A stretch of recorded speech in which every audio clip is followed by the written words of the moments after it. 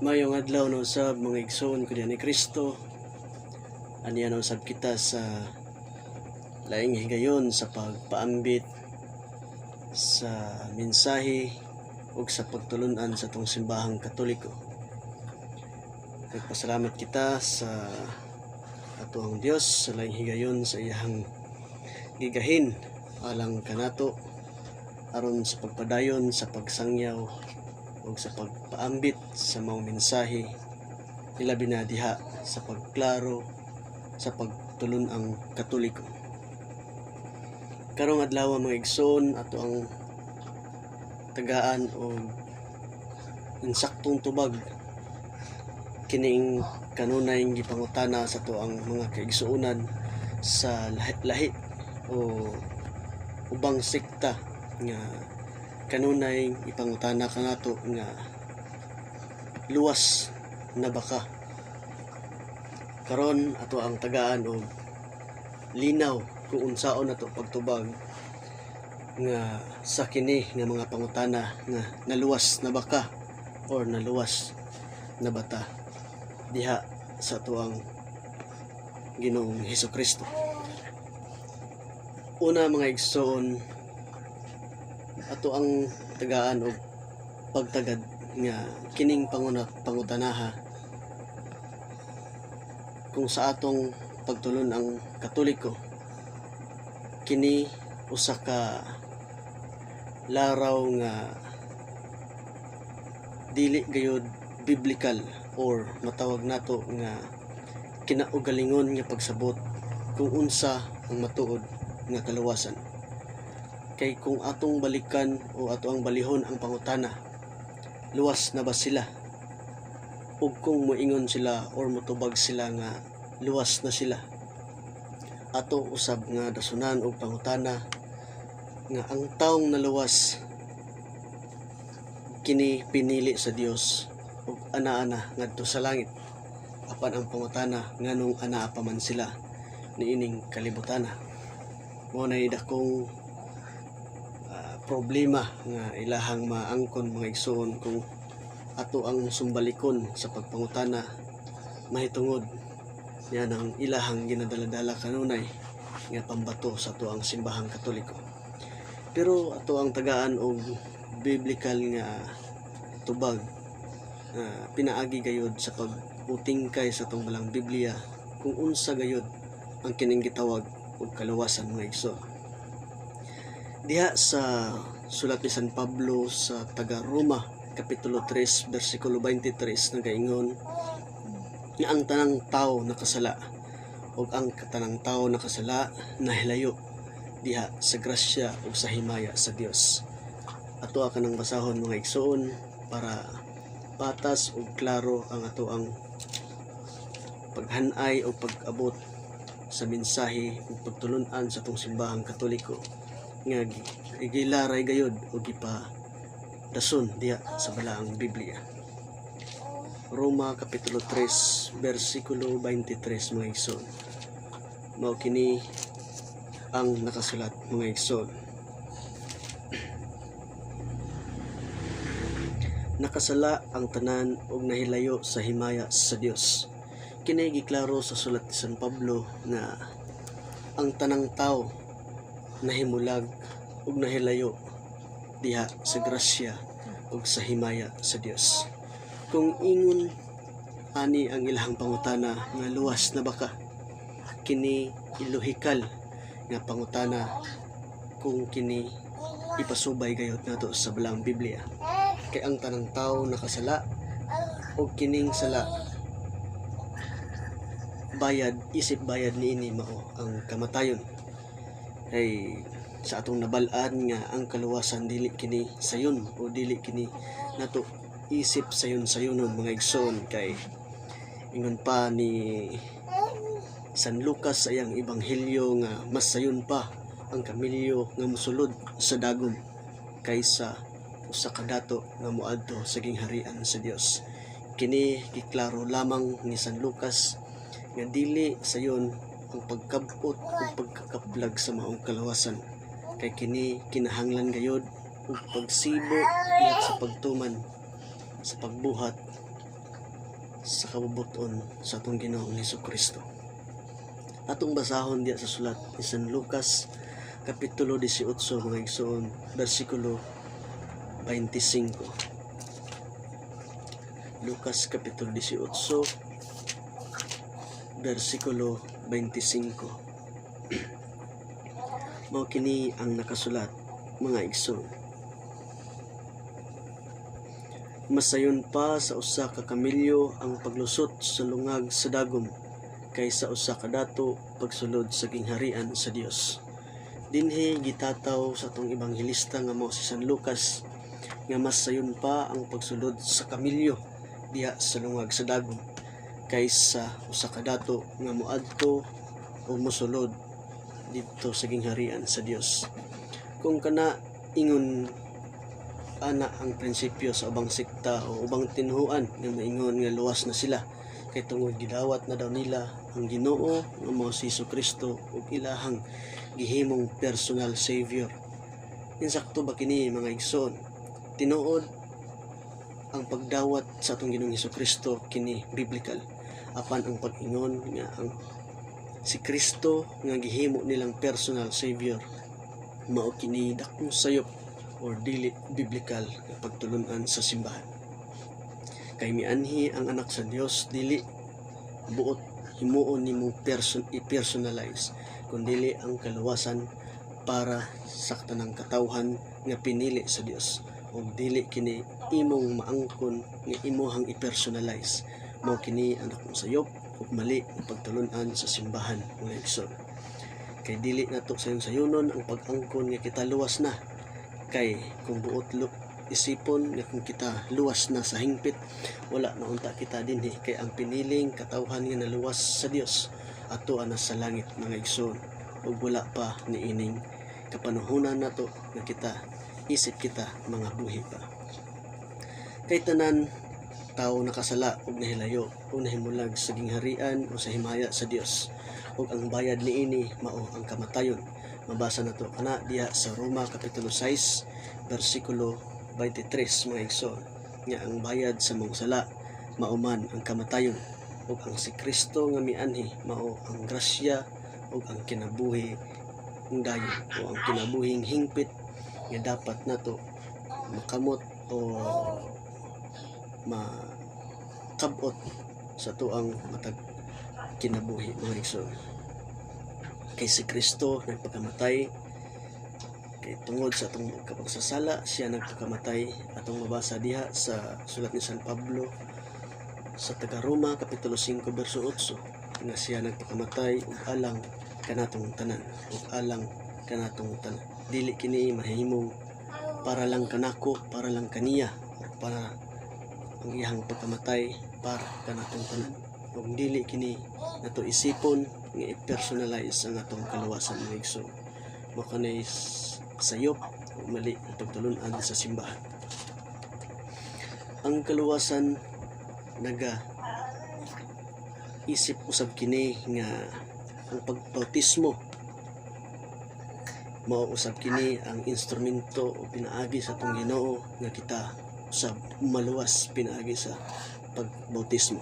Kana mabasa nato diha sa unang sulat ni San Pedro kapitulo 3 bersikulo 21 na pinaagi sa pagbautismo kita usab maluwas ug kini dili kini ug wala kini nahiapil diha sa pulo ka sugo apan kini gipakita sa ato ang simbahan nga isip ang pagbautismo usa ka instrumento o pamaagi sa atong Ginoong Hesukristo nga isip moagi niining pagkabautismo kita usab maluwas ug dili kini pagtuo lamang kundi aduna gayoy kabahin ang pagbuhat og mga ayo. Ilabi na diha sa pagsunod sa pagtudlo kung unsay kabubuton sa atong Ginoong Hesukristo nga ding gidaya diha sa atong simbahan. Ang pagtuo ug ang pagbautismo kinahanglan gayud magkauban. Diha mabasa nato sa Ebanghelyo ni Marcos kapitulo 16 bersikulo 16 nga ang pagbautismo o atong pagtuo kinahanglan mag-uban gayud kanunay ug kining duha dili gayud kini angay nga mahimulag. Kay klaro nga ang gidayag, ang gipasabot ug gipaambit sa to ang ebanghelista nga mao si Marcos, iyang gipakita nga ang pagbautismo inubanan gayud kini og pagtuo. Ang pagtuo inubanan gayud kini og pagbautismo. Kini dili na to dali-dalion ang kaluwasan mga igsoon. Kinahanglan nagasubay gayud kita sa pagtulun-an ni Kristo nga gidayag diha sa tong balaang Biblia. Kay kung atong isipon nga sayon-sayonon nato ang kaluwasan matud sa ubang sikta o batud sa ubang pagtulun-an, kini makadala ka nato ngadto sa peligro sa tuang sitwasyon isip mga sumusunod sa tuang Ginoong Hesukristo. Ug diha sa laing bahin nagpakita usab og larawan o laraw ang atoang ebanghelista nga mao si San Juan diha sa kapitulo 6 bersikulo 53 na kung kinsa ang dili mokaon sa akong lawas ug dugo dili gayud makabaton sa kinabuhing dayon. Dinhi klaro mga igsoon kung unsa nga sikta o unsa nga relihiyon karon o pundok nga nagatamod o nagasunod ni ining pagtulun-an sa tuang ebanghelista nga mao si San Juan, ug dili lamang kini gikan kay San Juan kundi mismo nigawas sa baba sa tong Ginoong Hesukristo kung kinsa ang dili mokaon sa akong lawas ug kinsa ang dili mo inom sa akong dugo walay kinabuhing dayon. Kini kung atong i-apply kanang ginaingon nila faith alone, pagtuo lamang maluwas na ka, wala kini basihan sa Biblia mga igsoon, kundi taphaw lamang ang ilang pagtuo kay wala kini gisunod kining naisulat sa Ebanghelyo ni Juan nga kapitulo 6 bersikulo 53 nga kinsa ang dili modawat sa lawas umukaon niini o muinom sa iyang dugo walay kinabuhing dayon. Klaro o tataw kaya mga igsoon nga gipakita sa tuang ebanghelista ni San Juan nga dili lamang lunlon pagtuo diha sa atong buhing Ginoo Hesukristo. Kay klaro usab nga gipakita sa atong ebanghelista ni San Mateo diha sa kapitulo 24 bersikulo 13 nga ang magpabilin diha sa katapusan umulahotay magpabilin diha kanunay mao lamang ang maluwas. Bot ipasabot nga magpabilin diha sa maong pagtuo ug pagbuhat sa gitamod o sa gisugo sa atong Ginoong Hesukristo ug mulahotay kini mao lamang kadto ang makadawat ug makabahin ug makaambit sa kinabuhing walay katapusan. Klaro mga igsoon gitataw sa ato ang mga ebanghelista nga dili lamang lunlon pagtuo ang ato ang pagsunod sa atong Ginoong Hesukristo kundi nagauban ug nagapatik kanunay ang pagbuhat ug mga maayo ug pagsunod sa iyahang mga ipabuhat o instrumento diha sa ato ang simbahan nga gibilin sa atong Ginoong Hesukristo o sa pa siya mikayag ngadto sa langit. Kay klaro nga patay kita tanan tungod sa atong mga sala apan gibuhi o gihatagan kitang grasya sa atong Ginoong Hesukristo aron makaambit diha sa kinabuhing walay katapusan. Mabasa nato kana diha sa sulat ni San Pablo ngadto sa taga Efeso kapitulo 2 bersikulo 5 hangtod sa 8 ug ilahos nato ang pagbasa ngadto sa bersikulo 10 mga igsoon nga ang pagtuo inubanan gayud kini ug mga ayong buhat o kini maoy makadasig ug makadala kanato ngadto sa hingpit nga kalawasan. Ay nalawas kita diha sa paglaom. Nabasa nato diha sa sulat ni San Pablo ngadto sa taga Roma kapitulo 8 bersikulo 24. Sa atong paglaom kita nahiluwas. O klaro din ha nga matag paglaom wala ka na nagpasabot nga pagtuo lamang mo imong matigbabaw mga igsoon kundi inabanan ngayon kana or di foundation kana diha sa tuang maayong mga buhat.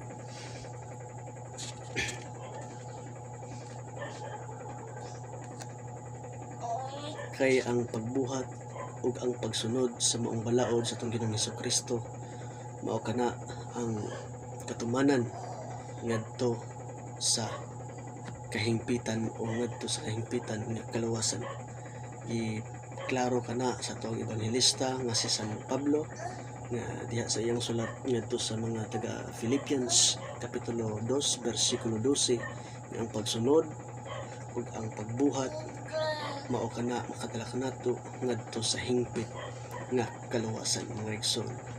Dili nato isipon nga kita naluwas pinagi sa atong pagtuo lamang kay kini taphaw nga pagtulon-an sa simbahan, kundili inubanan gayud kini ug sa ka foundation nga sa pagbuhat ug sa pagtuman sa kabubuton sa Dios diha sa iyang simbahan ug inubanan sa mga maayong buhat. Kini mo'y makadala kanato ngadto sa kahingpitan, pagtuo o gugma kinahanglan sa pagkabot sa tinuod nga kaluwasan mga igsoon. Unang sulat ni San Pablo ngadto sa taga Thessalonians kapitulo 5 bersikulo 8 mga igsoon. Gibuhat kita niya alang sa pagbuhat usab ug mga mamaayo. Kini giklaro sa sulat ni San Pablo diha sa Ephesians chapter 2 verse 10 nga gibuhat kita sa Dios aron sa pagbuhat ug mamaayo diha sa iyang atubangan. Kini wala kini nagpasabot nga sukwahi kita diha ng Ephesians chapter 2 verse 5 to 8 kundili nagpatuman lamang ug gihingpit lamang nato ang maong pagtulunan sa mga palaang Biblia. Kay sulat ni San Pedro, ikaduhang sulat ni San Pedro kapitulo 1 bersikulo 5 ngadto sa 8 nga idungag diha sa atong pagtuo ang pagpugong sa kaugalingon, ang pagbuhat ug maayo ug ang pagtuo ug ang pagpugong sa kaugalingon ug ang pagpahatag ug pagpatigaya diha sa atong mga gugma sa atong isig kaingon. Mao kini ang kahingpitan nga gidungag sa atong ebanghelista nga mao si San Pedro, yang ikaduhang sulat nga ikaduhang sulat ni San Pedro kapitulo 1 bersikulo 5 hangtod sa 8. Kini mga igsoon sa atong pagpadayon diha sa atong lumba sa pagtuo, sa pagpadayon sa pagsangyaw o pagpaambit sa atong Ginoong Hesukristo nga gipadayag dinhi sa bang Biblia. Ato ang tagaan o focus nga ang kaluwasan dili kini ato ang i-personalize, kundili tagaan nato luna na musulod ang mga instrumento o mga sakramento nga gihatag sa atong simbahan ug gitinubdan kini diha sa atong Ginoong Hesukristo. Wala kini nagtungha tungod sa atong simbahan o tungod sa atong mga kaobispuhan, kundili nagagikan kini diha sa atong Ginoong Hesukristo.